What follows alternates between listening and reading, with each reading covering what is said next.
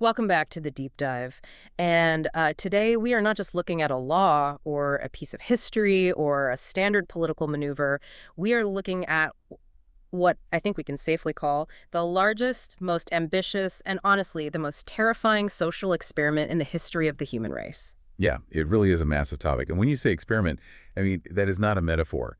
We are talking about a government policy that fundamentally altered the biology, the family structure, and the psychology of over 1 billion people. We're talking, of course, about China's one-child policy. And I think for a lot of us, especially if you're listening in the West, we have this kind of headline understanding of it. You know, you can only have one kid, and if you have more, you pay a fine. Right. The simple version. Exactly. But when I started digging into the stack of sources we pulled for today, the internal memos, the demographic data, the sheer horror stories, it is so much more complex than that. Absolutely. Yeah. It's not just a rule about babies. It's a story about science. It's about a very specific worldview, a mix of existential fear about starvation and a very specific type of, well, scientific arrogance, honestly, that reshaped a superpower. Right. So our mission today is to unpack how we got from a country that believed more people equals more power to a country that treated childbirth like a mathematical equation that just needed to be solved. And what blew my mind right off the bat is the sheer contradiction of where we are today, because this policy, it was designed to save the economy by stopping population growth. That was the whole pitch. That was the goal. But now you look at the news today and the Chinese economy is facing a massive crisis, specifically because there aren't enough young people. Yeah, that is the tragic irony at the heart of this deep dive. The solution to one problem became the exact cause of the next crisis. And what's fascinating is that the architects of this policy, the people who actually sat down and wrote the rules, they weren't sociologists. They weren't family therapists. They weren't even politicians, really. They were missile scientists. Okay, hold on. I know we both read the source material, but we need to pause there for the listener. Missile scientists. Like literal rocket science. Literal rocket science, Yeah. aerospace engineers. And that is the aha moment we were going to get to in a bit. The one-child policy wasn't just political, it was mathematical. It was designed by engineers who looked at human society and saw a control system to be optimized, just like a guidance system on a missile. That is just wild. I cannot wait to get into that because it explains so much about the rigidity of the whole thing. But before we get to the rocket science, we have to set the stage because China didn't always want fewer people, right? No, quite the opposite, actually. If you go back to the founding of the People's Republic in 1949, the philosophy under Mao Zedong was very much strength in numbers. Right. The logic being, if you want a powerful nation, especially a newly established communist nation that relies heavily on manual labor, you need bodies. Exactly. You need workers in the fields, you need soldiers in the army. Mao famously believed that population growth directly empowered the country. He actually banned the import of contraceptives at one point because he wanted the population to grow so badly. Oh. Yeah. In 1949, the population was around 542 million. By 1969, so just 20 years later, it had exploded to 807 million. That is a massive jump. That's like adding the entire population of the United States to the country in just 2 decades. It is. And it wasn't just people having more babies. It was also that fewer people were dying. Infant mortality was dropping. Life expectancy was rising, going from about 35 years in 1948 up to 66 years by 1976. So naturally, the population just swelled. But then something traumatic happens that completely changes the leadership's mind. And we have to talk about the famine here, because you don't just go from more is better to stop having kids immediately without a massive catalyst. You don't. And the catalyst was the Great Chinese Famine. It lasted from the late 50s to the early 60s. And it is difficult to overstate the sheer trauma of this event. It resulted in the deaths of approximately 30 million people. 30 million people. That is a number that is just hard to even comprehend. It was a staggering humanitarian catastrophe. And it deeply scarred the leadership. They looked at that rapid population growth we just talked about, and suddenly it didn't look like strength anymore. It looked like a very real threat. They were terrified of running out of food again. They were basically terrified that the mouths to feed were multiplying faster than the rice they could grow. Precisely. They feared a return to utter food insecurity. They saw all these new mouths and realized their resources, the land, the water, the grain, were finite. So the entire national mindset shifted from more is better to absolute crisis mode. So before we even get to the strict one-child policy, they started trying to slow things down in the 70s. And this is something I didn't know before reading these sources. There was a soft approach before the hard approach. Yes, there was. It was called the Wan Shishao campaign. One shisho, That's which translates to, later, longer, fewer.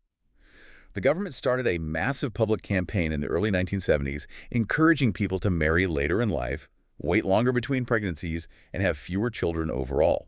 and when you say campaign, this wasn't a strict law, right? It was more like aggressive encouragement. Right, it was bureaucratic pressure, propaganda, and shifting social norms. Posters, slogans on walls, community meetings. But here is the key fact that often gets lost in the mainstream history, and it is crucial for you listening to understand. It worked. Yeah, that blew me away. It worked incredibly well. How well are we talking, just to put numbers to it? During the 1970s, under this later, longer, fewer policy, China's fertility rate plummeted from 5.9 births per woman down to 4.0, and eventually down to around 2.8 by 1979. Wait, hold on. So the birth rate was already crashing. It was cut in half before the one-child policy even officially started. Exactly. It was the fastest fertility decline in human history up to that point. The problem, as the government saw it, was already solving itself. So if the problem is solving itself, right, if people were already having fewer kids voluntarily through social pressure, why on earth did they feel the need to implement the extreme one-child policy in 1980? That seems like using a sledgehammer to crack a nut that's already open. That is the million-dollar quotient, and this is exactly where we loop back to your missile scientist. This is where the story shifts from sociology to engineering. Okay, let's unpack this. Who is this guy? His name is Song Jian. He was a control theorist and an aerospace engineer. He was actually protege of Qian Susan, who is known as the father of China's space program. These guys deal in ballistics, trajectories, absolute, unwavering precision. Right, their world is entirely binary. The rocket works or it explodes. There is no close enough in aerospace. Exactly. And in 1980, Song Jian travels to Europe.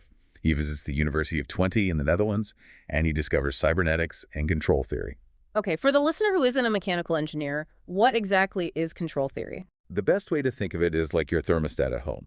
You set a target temperature, say 70 degrees. If the room drops to 60 degrees, the heat kicks on. If it hits 80 degrees, the AC kicks on. It's a self-correcting feedback loop. It measures the current output and adjusts the input to hit a very specific predetermined target. Okay, that makes total sense for a thermostat. It makes sense for a guided missile adjusting its fins in midair to hit a target. But Song Jian looks at the chaotic, messy, profoundly human population of China, 1 billion people with dreams and traditions and families, and he doesn't see people. He sees a system with a deviation. He sees a math problem. He literally treats a grandmother wanting a grandson like a drag coefficient on a rocket. That is literally how the math worked in his models. He teamed up with a group of mathematicians, and they ran these massive computer simulations, which, by the way, was incredibly cutting-edge technology for 1980s China. It looked like absolute magic to the Communist Party leadership. And from these models, they calculated an optimal population for China. And what was the magic number the computer spit out? 700 million. But wait, you said they were already at nearly 1 billion by the late 70s. Exactly. They were at roughly 975 million. So Song Jian and his team presented these highly technical charts and graphs to the leadership. They argued that if the fertility rate remained constant at 3 births per woman, the population would hit 3 billion by 2060. It was a terrifying apocalyptic projection for a country that had just survived a famine. So they basically walked in and said, we are an elite engineer team, we have done the math, and to get from 1 billion down to 700 million, we need to slam on the brakes right now. Hard brakes. In control theory, if you are way off your target, you don't just gently tap the brakes. You apply maximum opposing force to correct the trajectory as fast as possible. They concluded that a universal, strict one-child limit for everyone was the absolute only way to meet that 700 billion target. It really emphasizes how much they viewed the entire country as a machine. Input one child, output national prosperity. That is exactly what it was. And because science and technology were held in such incredibly high regard, after the anti-intellectual chaos of the Cultural Revolution, the leadership bought it hook, line, and sinker. In September 1980, the policy was formally implemented. And interestingly, it was framed as a temporary measure, a one-generation policy to just get them over this demographic hump. Wow. So let's get into the mechanics of this. How do you actually enforce something like this? Because passing a law telling people they can only have one kid is one thing. Actually making sure 1 billion people do it is a logistical nightmare. It required a massive, unprecedented apparatus. They set up family planning commissions at every single level of government, from the top national tier all the way down to the local village level. And they used a very intense carrot and stick approach. Let's start with the carrot. The sources detail this thing called the one-child honorary certificate. Right. If a couple officially pledged to have only one child, they received this certificate. And it wasn't just a commemorative piece of paper. It came with real, tangible perks. Better housing allocation, healthcare subsidies, longer maternity leave, and maybe even a bit of extra money in their future pension fund. Okay, so if you play by the rules, the state makes your life a little easier. But if you broke the rules, that's where the stick comes in. And it was a very, very heavy stick. The fines were astronomical, right? I was reading about this and I had to double check the numbers. Yes, they were called the social maintenance fee. The bureaucratic idea was that if you have an extra child, you are burdening society's resources, so you have to pay society back for it. The fine could be anywhere from 3 to 6 times a family's annual income. Yeah, let's pause on the math here for a second so this really sinks in. 3 to 6 times the annual household income. Yes. So imagine you make $50,000 a year, and the government hands you a ticket for $300,000 simply because you had a second baby. But that's not just a fine. That's an impossible sum. You can't get blood from a stone. If a poor farmer in rural Sichuan doesn't have the money, he doesn't have the money. So what actually happened? Did the government just shrug and say, pay us in installments when you can? I really wish that were the case. Mm-hmm. This is where the enforcement system turns deeply predatory. Since normal people couldn't possibly pay, the local cadres, the officials responsible for enforcement, had to get creative. And by creative, I mean brutal. They would confiscate whatever held value. They would take livestock. They would take the family pig. They took the pig. They took the pig. They took the furniture, the television if they had one. And in some rural cases, they actually dismantled the roof of the house. They took the roof off the house just to punish them. It was a terror tactic. It was about making a very public example. The message was, if you violate the quota, we will dismantle your life piece by piece until you comply or pay. And you have to remember, these local officials had strict quotas to meet. If their village had too many babies, that official didn't get promoted.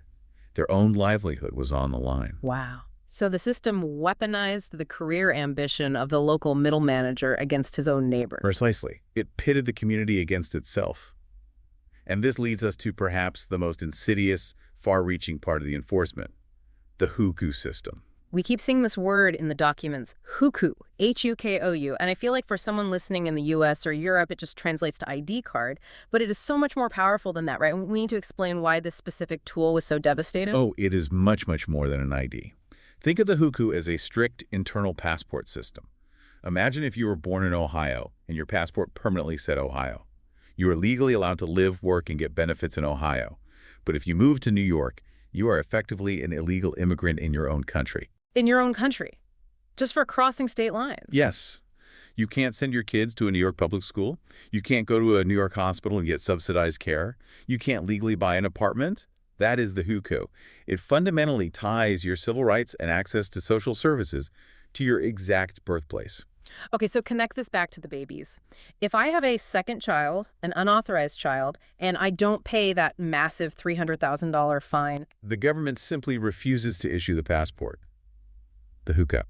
So the kid is essentially stateless. They are a ghost. They exist physically. They are eating, breathing, and sleeping in your house. Yeah. But legally, the government computer says no. Which means when they turn 6 years old, they cannot walk into a classroom to learn to read. When they get a fever, they cannot walk into a legal clinic. They can't get a library card. They can't get a formal job later in life. They were known as Haihaisi, which translates to black children, meaning they were in the shadows. That is just heartbreaking. You have millions of children growing up in the dark, unable to get an education or basic health care, simply because their parents couldn't afford a ruinous fine to legitimize their existence. Correct. And that's just the bureaucratic paper violence. The source material also goes deeply into the physical enforcement. And we really have to be honest about this part of the history, even though it's tough to hear. It was incredibly brutal. In some periods and regions, enforcement involved mandatory IUDs, intrauterine devices, for women immediately after their first child. And just to be clear, these weren't optional family planning suggestions. No. By local law in many places, the IUD was forcibly inserted months after the first birth. You couldn't just go to a doctor and ask them to take it out. Yeah. There were regular mandatory inspections, actual X-ray checks to make sure the device was still in place. And what if a woman did get pregnant with a second child? Sterilization was often required. Tubal ligation for women, or sometimes vasectomies for men. But it went even further than that. If an unauthorized pregnancy was discovered, local officials, again under immense pressure to meet their quotas, would force women to terminate. This led to forced abortions, sometimes very, very late in the pregnancy. The sources mention that specific case from 2012, Feng Jianmei. Yes, the Feng Jianmei case. That was a pivotal moment that finally garnered massive international outrage. She was physically forced into an abortion 7 months into her pregnancy simply because her family couldn't scrape together the money to pay the fine. Photos of her in the hospital bed circulated online. It was horrific, but it finally showed the whole world the extreme, visceral human cost of this policy. It's terrifying to think about that level of state intrusion into literally the most private biological aspect of life. But, and here's where the history gets a little more complicated, the policy wasn't actually the same for everyone, was it? That is a very important nuance. We call it the one-child policy. But by 2007, strictly speaking, only about 36% of the population was subject to a hard, no-exceptions one-child limit. Wait, only 36%? That's barely a third of the country, so who were the others? Well, there were exceptions woven in over time, largely because the grassroots resistance in rural areas was just too strong. In the cities where people lived in government-owned apartments and worked for state-owned enterprises, it was very easy to enforce. Your boss could literally check your records. But in the countryside, farmers desperately needed labor. They wanted sons to work the fields and carry on the family name. The central government eventually realized they couldn't enforce it 100% out there without causing a literal peasant revolution. So the government had to bend to reality. They did. They created what became known informally as the 1.5 child policy. The 1.5 child policy. That sounds bizarre. How do you legally mandate half a kid? It's a dark term of art. It meant that in many rural areas, if your first child was a boy, you stopped. That was it, one and done. But if your first child was a girl, you were legally allowed to have a second child to try for a son. Wow. That just explicitly legally codifies the idea that a girl isn't enough. It absolutely does. It reinforces and legally validates the traditional son preference. It literally told the population, if you get a girl, try again. If you get a boy, you're done. And then beyond that, there were also exceptions for ethnic minorities. Groups like Tibetans or Uyghurs, at the time anyway, were often allowed 2, 3, or sometimes even 4 children, or had no strict limits in very remote areas. Okay, so it was this massive, complicated patchwork system. But for the vast Han Chinese majority living in the cities, it was strictly one and done. Exactly. And that high urban compliance is what created the limbo emperor generation, which is a whole other social phenomenon we will get to. Right, so we have the mechanics laid out. We've got astronomical fines, hukou blackmail, horrific physical enforcement, and this weird 1.5 loophole in the country. Now we need to look at the fallout. Because, you can't interfere with human nature on this scale without massive society-altering side effects. The side effects are profound. And the biggest, most immediately visible one is the massive gender imbalance. We mentioned the son preference earlier. The phrase in the sources is Yanger Fang Lao, which translates to rear a son for your old age. That is the deeply ingrained traditional belief. In a society that historically didn't have a robust state-sponsored pension system, your son is your retirement plan. Daughters marry out, they leave and join their husband's family to care for his parents. Sons stay, inherit the property, and take care of their own parents. So when the government suddenly steps in and says, you only get one shot at having a kid, everyone panicked. They felt they absolutely needed that one shot to be a boy. And this is where modern technology meets ancient tradition in the absolute worst way possible. Yes. Ultrasound technology became widely, cheaply available in clinics across China in the 1980s and 90s. Suddenly, parents could know the sex of the fetus months before birth. And even though the government made sex-selective abortion strictly illegal, it became rampant on the black market or through bribes. People would routinely abort female fetuses to save their one legal quota slot for a boy. The numbers in the demographic data are just staggering because the natural biological baseline for humans everywhere in the world is about 105 boys born for every 100 girls. Right. Nature favors boys slightly at birth. But in China, At the absolute height of the policy's enforcement, that ratio hit an incredible 117 boys to 100 girls. And in some specific rural provinces, it was even higher than that. So what does that actually mean for society on the ground? You have millions of young men growing up who literally cannot find wives because those women do not exist. Sociologists call them bear branches, or guangun in Chinese. Men who will not bear fruit, who will not carry on the family tree. Estimates vary, but we are talking about 30 million or more missing women. Women who statistically should have been born, but weren't, or who died in infancy due to deliberate neglect. 30 million. I mean, if you think about that, that's the entire population of a medium-sized country, just missing from the census. And for the men left behind, it creates a massive social crisis. In rural areas, you have entire villages made up almost entirely of bachelors. It drastically drives up bride prices. It leads directly to the human trafficking of women from neighboring poorer countries like Vietnam or Cambodia, and it creates a constant low-level fear for the government about social instability. A huge concentrated population of unattached, economically frustrated young men is historically a recipe for political trouble. Right. The government is terrified of bare branches organizing. Then there is the other side of the demographic coin, the children who actually were born under the rules, the so-called little emperors. The 4-2-1 family structure, this is crucial. 4 grandparents, 2 parents, 1 child. That one child is basically the center of the universe. Exactly. All the financial resources, all the daily attention, all the intense hopes and dreams of 6 adults are completely focused on one single kid. I have heard so many anecdotes about this. The kid gets the absolute best food at the table, the most expensive private tutors, the newest imported toys. But the psychological pressure? The pressure is crushing. Imagine being a 10-year-old and being the sole focus of 6 adults' financial anxieties and unfulfilled dreams. There are a lot of conflicting psychological studies on this generation. Some researchers say these kids grew up to be more narcissistic, less cooperative, playing into that spoiled brat stereotype. But other studies show they actually have higher IQs and much higher academic achievement simply because of that massive, concentrated investment of time and money. But it's a very lonely kind of pressure, right?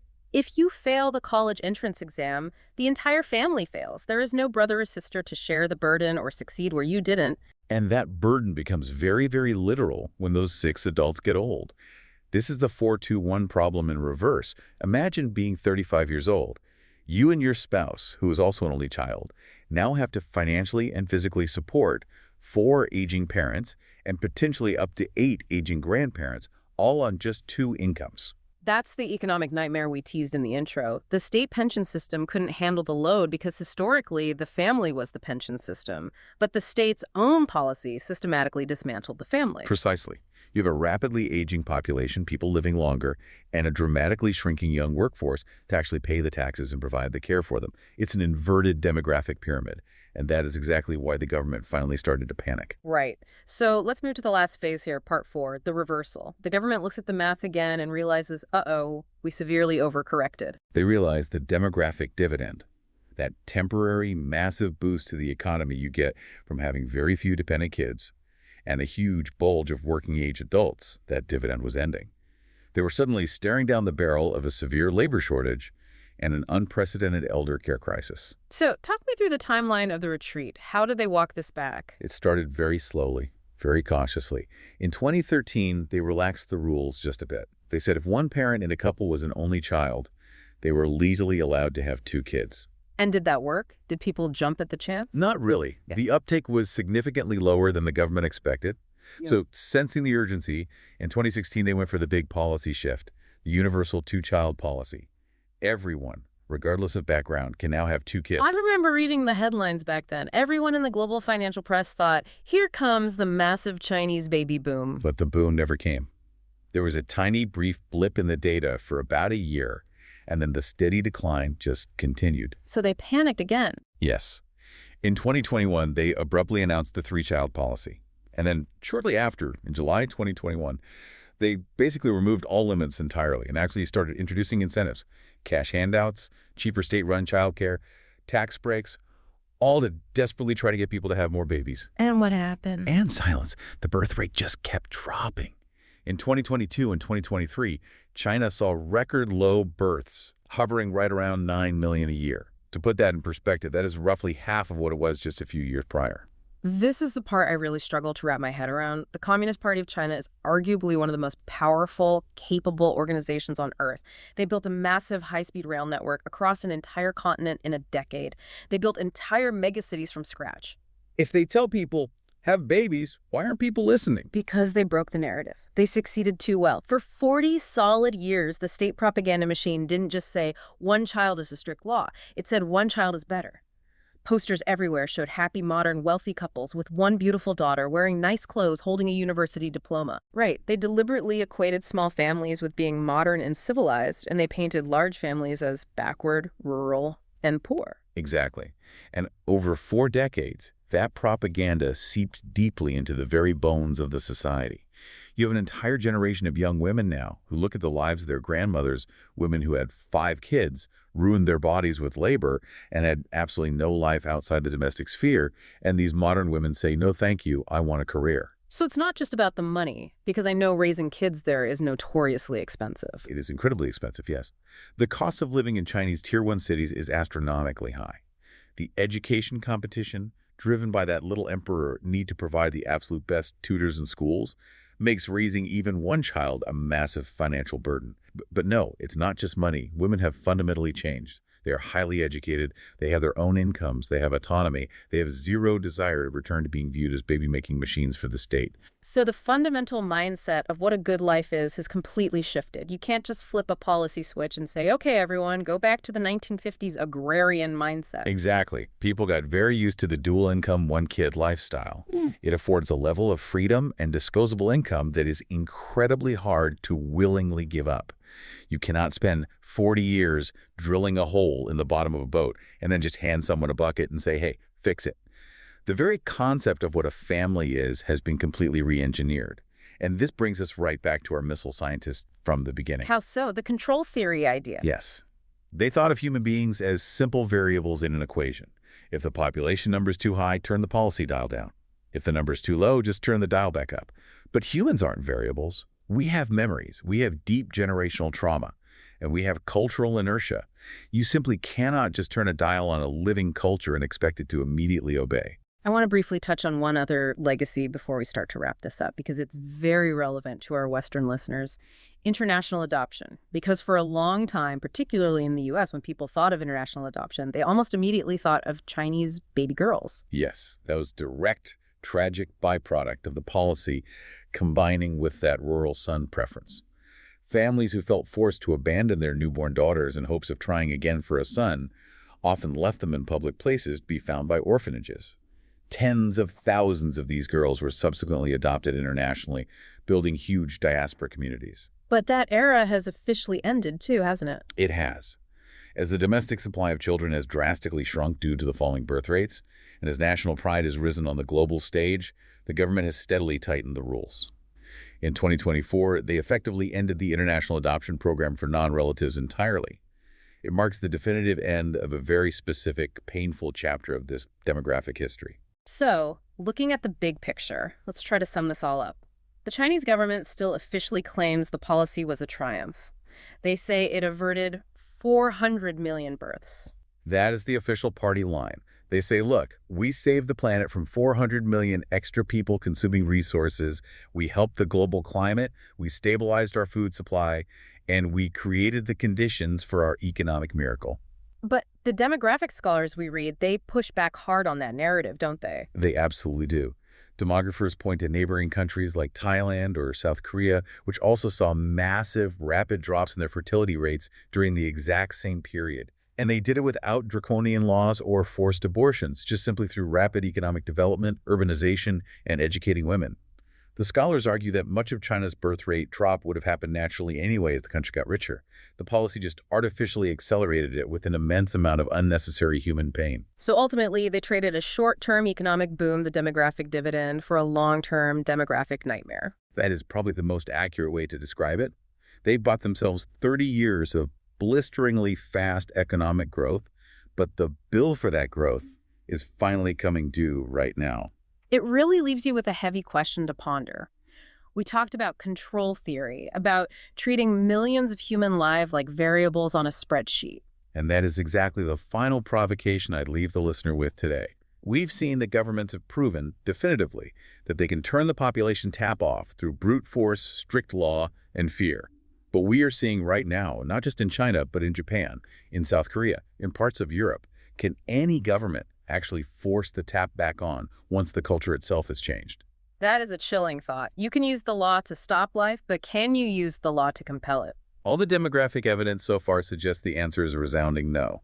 Well, on that heavy note, we are going to wrap up this deep dive. It's a dense, often dark topic, but it's such an important one to truly understand the geopolitical world we live in today. Absolutely. It shapes everything from global supply chains to international relations.